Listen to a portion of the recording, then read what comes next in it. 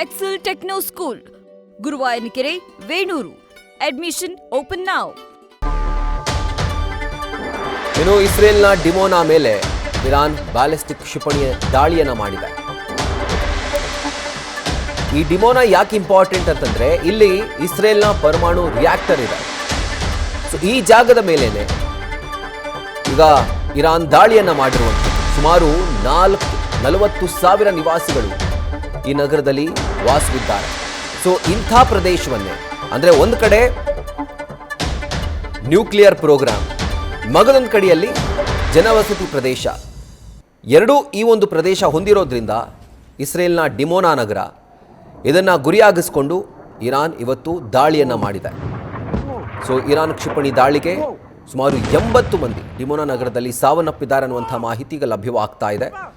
So ಪರಮಾಣು reactor ಹೊಂದಿರುವಂಥ ಡಿಮೋನಾ ನಗರ, ಅದರ ಜೊತೆಗೆ ಇದು ಕೇವಲ ನ್ಯೂಕ್ಲಿಯರ್ ರಿಯಾಕ್ಟರನ್ನು ಹೊಂದಿರುವಂಥ ಸಿಟಿ ಅಷ್ಟೇ ಅಲ್ಲ, ಸುಮಾರು 40,000 ಜನ ಈ ಒಂದು ಪ್ರದೇಶದಲ್ಲಿ ವಾಸವಿದ್ದಾರೆ.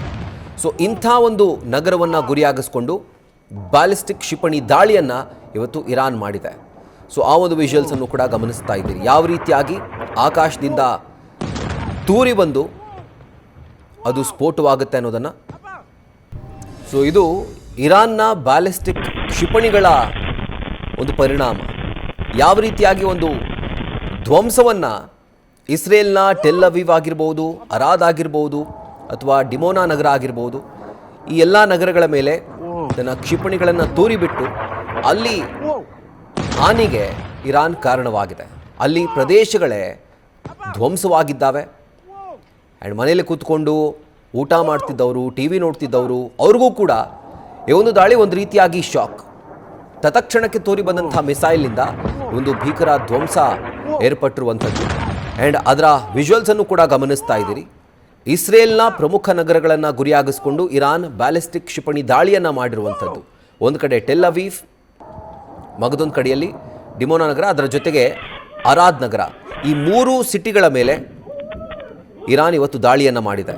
ಸೊ ಡಿಮೋನಾದಲ್ಲಿ ಆದಂಥ ದಾಳಿಯ ಎಫೆಕ್ಟನ್ನು ಗಮನಿಸ್ತಾ ಇದ್ದೀರಿ. ಒಂದು ಕಡೆ ಹೊತ್ತಿ ಉರಿತಾ ಇದ್ದರೆ, ಮಗದೊಂದು ಕಡೆಯಲ್ಲಿ ಡಿಮೋನಾ ನಗರದಲ್ಲಿ ವಾಸವಿದ್ದಂಥ ಇಸ್ರೇಲ್ನ ಜನತೆ, ಸೊ ಅವ್ರಿಗೂ ಕೂಡ ತತ್ಕ್ಷಣಕ್ಕೆ ನಮ್ಮ ನಗರವನ್ನು ಗುರಿಯಾಗಿಸ್ಕೊಂಡು ಇರಾನ್ ದಾಳಿ ಮಾಡುತ್ತೆ ಅನ್ನುವಂಥ ಚಿಕ್ಕ ಕ್ಲೂ ಕೂಡ ಇರಲಿಲ್ಲ.